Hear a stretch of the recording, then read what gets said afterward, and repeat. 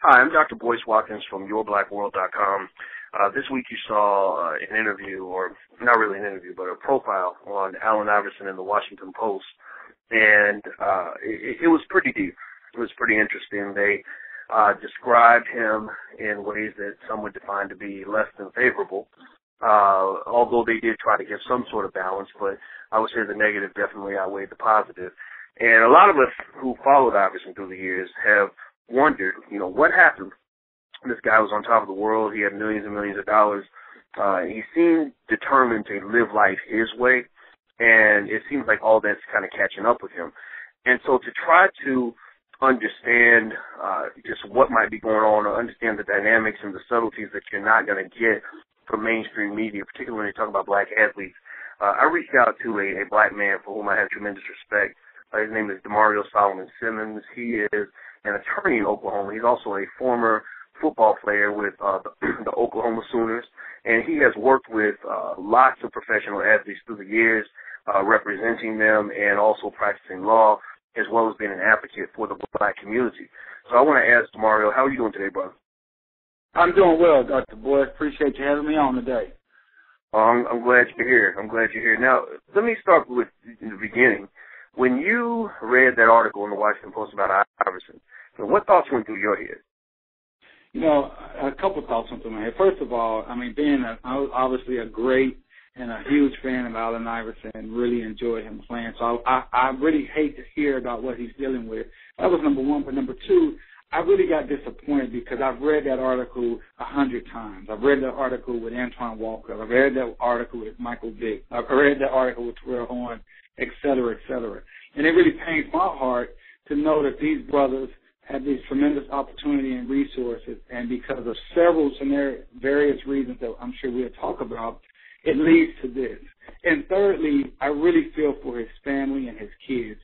His wife had a quote in that article that was just so powerful, and it said, "I always thought that kids need their father in their life, but now I understand if the father's going to be destructive, it's better the father not be there." And that really stuck with me, Dr. Boyce. Well, it's interesting, to watch this happen, because as you mentioned earlier, I too have read this article too many times. I went to school with Antoine Walker. I remember that for many of the basketball players at the University of Kentucky, academics was just not a top priority. And the institution enabled this mindset. They pretty much brought them in with the expectation that basketball is your number one priority. You are a professional athlete from the time you step on this campus.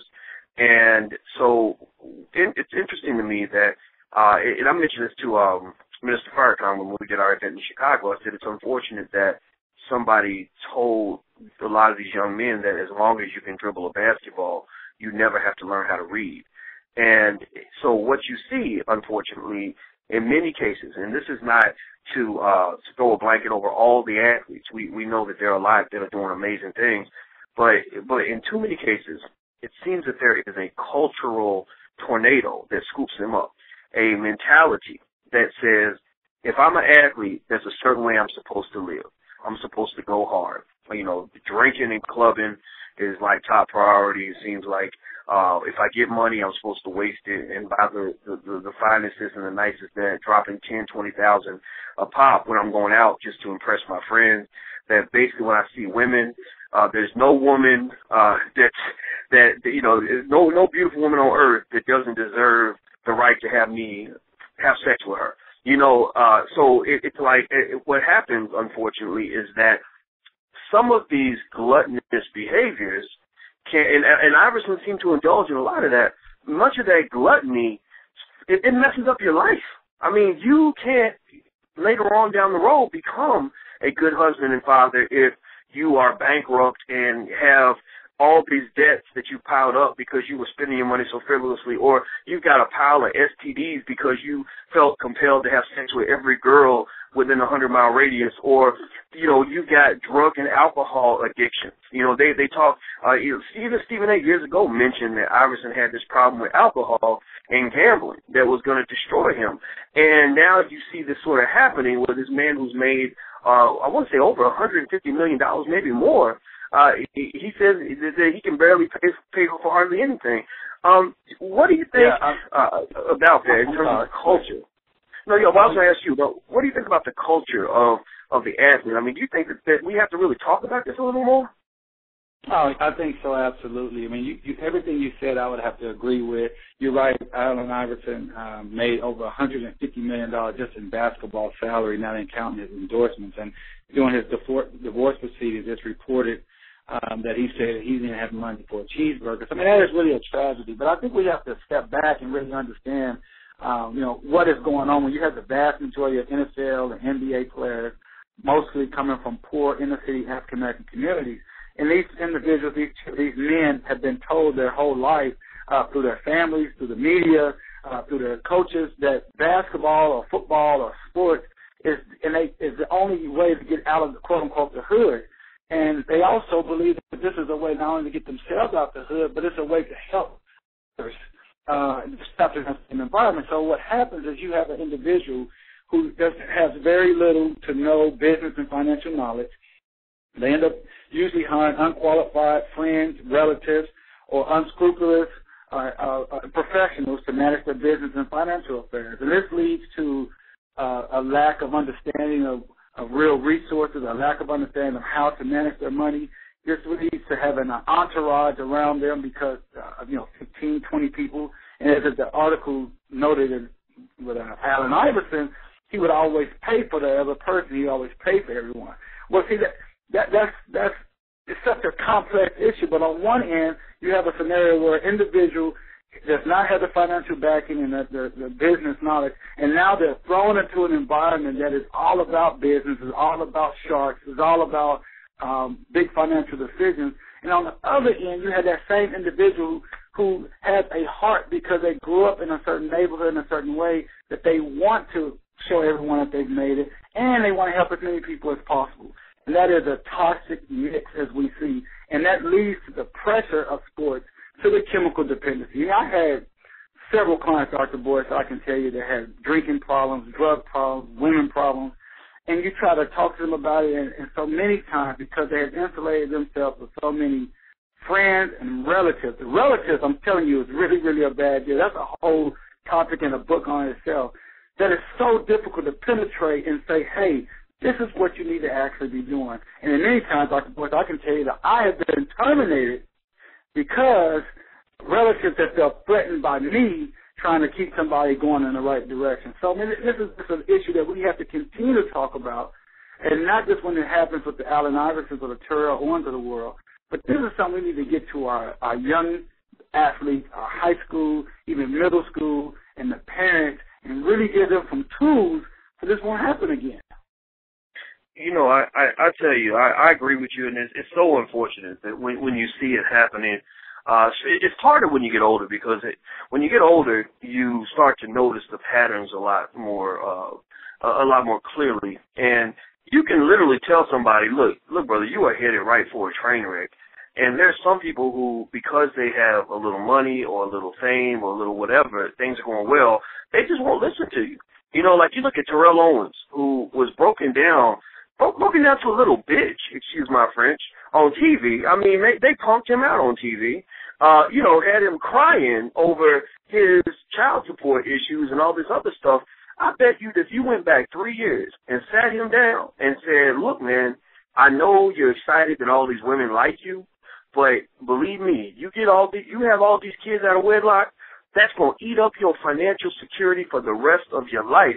I guarantee you, 3 years ago, him and Chad Johnson wouldn't have listened to that conversation. A lot of these cats won't listen, but then when everything falls on top of them, because as a result of their choices, when the chickens come home to roost, they expect somebody to feel sorry for them. Or they sit there with this woe is me attitude, like, why are things so hard for me?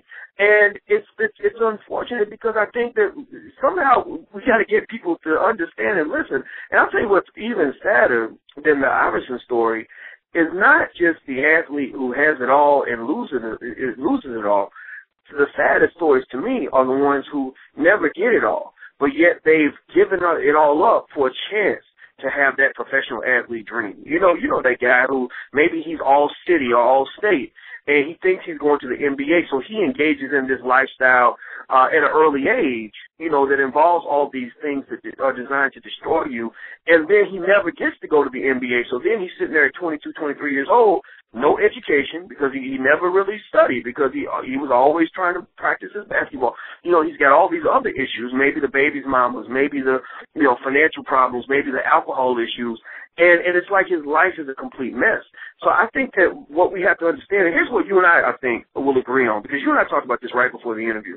There are tools that you learn as an athlete that can really accelerate your success in life.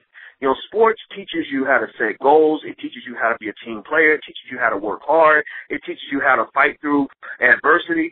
If you take those same skills that you are learning on the field and apply them off the field, you can be a champion at anything that you do. I mean, I believe that that's why you're such a great attorney and you're so successful in Oklahoma and across the country, really, because you learn certain skills and certain mindsets that you carry with you everywhere you go. Am I off base on this? What do you think?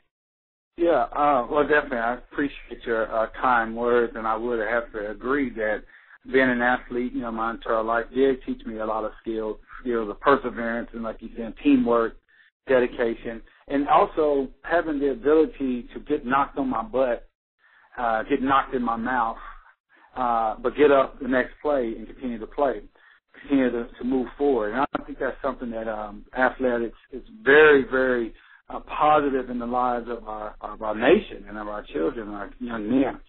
But I think you touched on something, too, that really struck me when you talked about that athlete who did not actually make it but live in a certain lifestyle. Even within that, even the guy, let's talk about, I advised a guy once who made it to the NFL as a third-round draft pick. And he was making third-round money, which for the average American is still a tremendous amount of money. But his problem was he wanted to hang out with the top stars on the team. So while he was making $700,000 a year, the guys he was on to hang with and impress and party with and spend with were making $7 million a year. So you had a scenario where this individual is spending at the same level that he sees who he wants to be his peers, yet they had literally 10 times more money than what he had. So it's all those different facets of being a professional athlete that people don't understand. I've seen it so many times. I can just list off the things: people paying unnecessary taxes, people having inadequate insurance plans or paying more for insurance they don't need, not having an estate plan, overlapping product and service costs, a lack of due diligence. They get in deals that they don't even really understand, or they get in deals that are so bad because they sound good. Oh, I'm going to open a barbershop, or I'm going to do a restaurant, or I'm going to own a car wash in the hood. Those type of things with no due diligence attached to it. And that was something that I always stress to my guys, and something that I like to talk to athletes and people about, because it doesn't have to turn out the way it has for Allen Iverson. What I hope happens for Allen Iverson is at the end of that piece in the book, he talked about understanding everything. And it sounded like in that quote that he had some peace.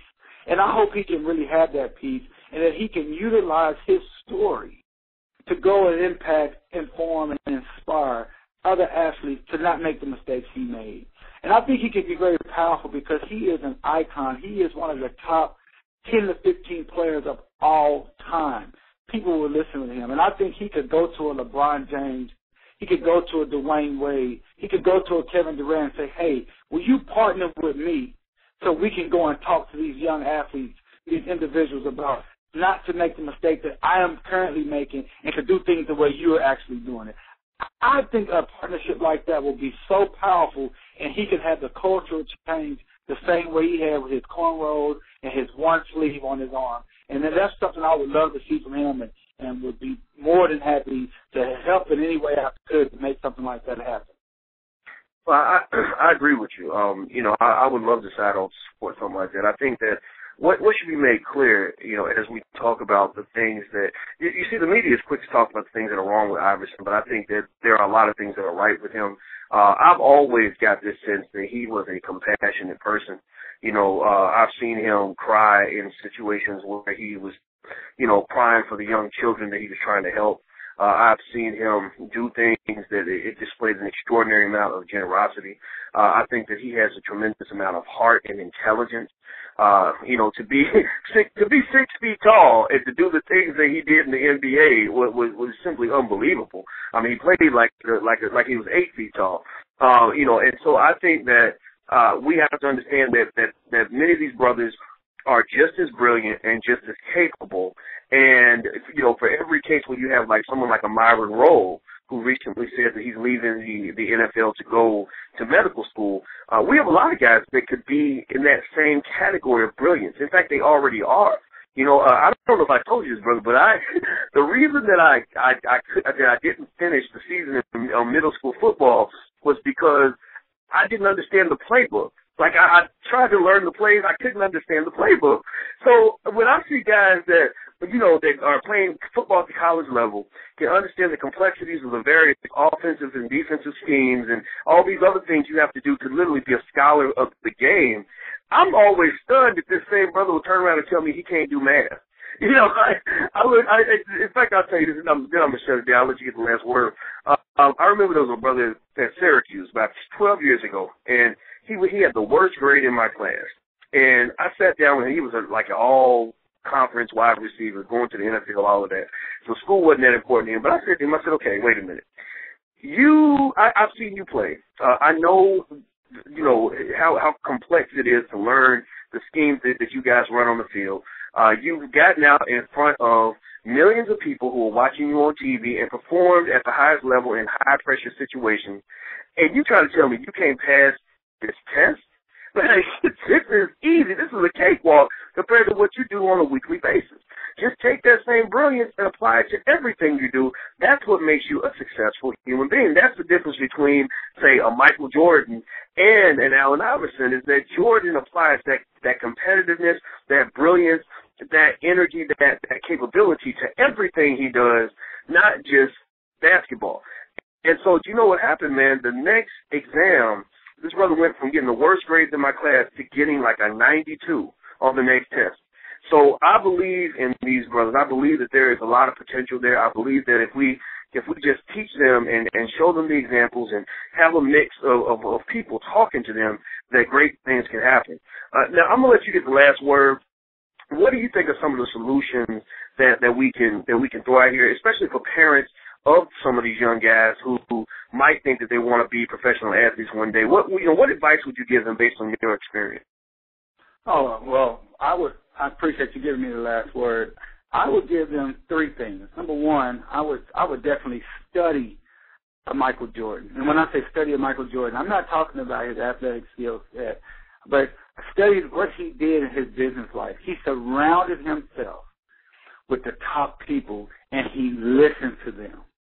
That is so important. He surrounded himself with top people, and he listened to them. So that's number one. Number two, you need to start from day one organizing your business structure. These athletes and the parents, you need to look at this as a business. See yourself as a CEO and create a board of directors of what you need to get to where you want to go. Find the top people, listen to them, follow the plan. And then number three, be just as active and involved in your financial, business, and legal affairs as you are in the sports affairs. You are the CEO. You must know what's going on. You must look at your bank statements. You must sign your own checks. You must be very, very diligent in making sure that you have one goal in mind for playing football, just like anybody else that's working, to create wealth for you and your family for generations to come. That should be your goal. Every decision that you make, everything that you do, how is this going to help me create generational wealth that can take care of my family, my children, and my children's children? Well, I love it. And that's the goal for a lot of us, create the intergenerational wealth. Many of our athletes become some of the wealthiest, most powerful people in our community. I encourage them to also be among the most courageous when it comes to using their power and their platforms to make a difference. I think that a mutual friend that you and I have, Etan Thomas, has really hit the formula on that, and he's going around promoting fatherhood in communities all across America, and it's making a huge difference. So, I want to say thank you to those brothers who are doing great things. Not everybody's in the same position as Allen, but even Allen is quite redeemable. He's still a young man. He's still a great man, and he still can do many great things if he puts his mind to it. So I want to say thank you very much to Damario. Thank you, Damario Solomon-Simmons, for your time. I really appreciate it, my friend. Sounds good. Thank you, Dr. Boyce. Look forward to the next time. Absolutely, and thank you all for those who are listening. Thank you for checking us out at yourblackworld.com. And until we meet again, please stay strong, be blessed, and be educated. We are gone. Peace.